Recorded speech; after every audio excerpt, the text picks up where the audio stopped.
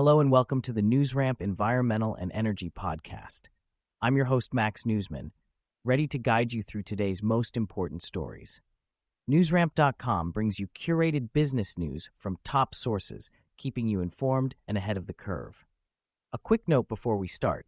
This podcast is created using AI and AI voices, but all the news stories are real, and you can find the complete articles on NewsRamp.com. It's Wednesday morning, November 5th, 2025, and we've got an exciting lineup of environmental and energy news waiting for you. So whether you're driving, taking a break, or winding down for the day, let's get right into it. Our first story today is Western Star Resources announces acquisition of an option to acquire a past-producing tungsten project in Nevada. Western Star Resources, Inc. has announced the acquisition of an option to acquire the past-producing Rowland Project in Nevada. The project boasts high-grade tungsten values, a road-accessible location, and significant exploration potential. With tungsten being a critical mineral for various industries, the acquisition aligns with U.S. government directives to secure domestic supply chains.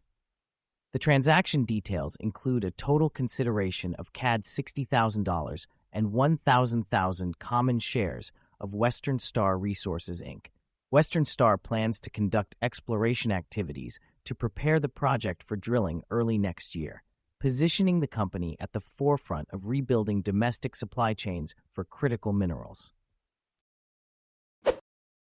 October EV sales collapse in the U.S. after subsidies end. Electric vehicle sales in the United States plummeted in October following the end of federal subsidies. After the $7,500 tax credit for clean vehicles expired on September 30th, EV market share dropped from over 12% in September to around 5% in October. This sharp decline underscores the industry's reliance on subsidies. As the market adjusts, EV brands like Bollinger Innovations OTC's BitDynai are now facing a new reality where electric vehicles must compete based on price and quality alone. The shift highlights the challenges ahead for manufacturers and buyers in the evolving EV landscape. Angkor Resources identifies third drill prospect on Block Veit oil and gas license, Cambodia.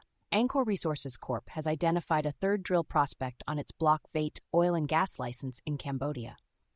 The North Bokor seismic program confirmed a third anticlinal dome structure, adding to the potential drilling targets in the area. This discovery marks a significant step towards defining Cambodia's first onshore hydrocarbon resource. The North Bokor structure, located at shallower depths compared to other structures in the region, is believed to be a closed anticline based on surrounding physical features. Enercam Resources Co., Cambodia Limited, a subsidiary of Angkor, is actively advancing oil and gas exploration activities in the region. The company is committed to environmental and social projects, including carbon capture and gas conservation initiatives. For more information, visit ankorresources.com. Quantumzyme announces publication of green ibuprofen process in RSC Sustainability. Quantumzyme Corp. proudly announces the publication of their groundbreaking research on sustainable ibuprofen synthesis in RSC Sustainability. The peer-reviewed article validates their enzymatic process for ibuprofen production, leveraging digital biology and advanced enzyme design for a green, efficient, and scalable alternative to traditional synthesis.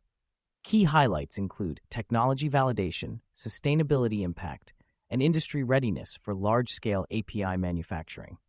CEO Naveen Kulkarni emphasizes their commitment to transforming pharmaceutical manufacturing through sustainable innovation, positioning Quantumzyme as a leader in environmentally responsible drug production. South China Sea Newswire releases commentary on Japan's new PM and announces UPI partnership. The South China Sea Newswire releases a commentary on Japan's new Prime Minister, Takaichi Sanae, highlighting her conservative and hawkish stance. As the first woman to hold this position, her policies could lead to a rightward shift in Tokyo, impacting regional security and defense strategies. This commentary marks the beginning of a new partnership with United Press International, UPI, offering in-depth coverage on the Indo-Pacific region. UPI will feature SCSNW's insights, enhancing their mission to provide authoritative reporting on the South China Sea's strategic importance. Editor-in-Chief James Borton, a seasoned foreign correspondent, will contribute to UPI's expanded Indo-Pacific network, ensuring timely and credible information for a global audience. Thank you for joining us today. That's it for this episode of the NewsRamp Environmental and Energy Podcast. As a reminder, NewsRamp curates news from leading newswires like Newsworthy.ai, 24/7pressrelease.com, newsdirect.com, and blockchainwire.io. We encourage you to visit newsramp.com to read all of today's news.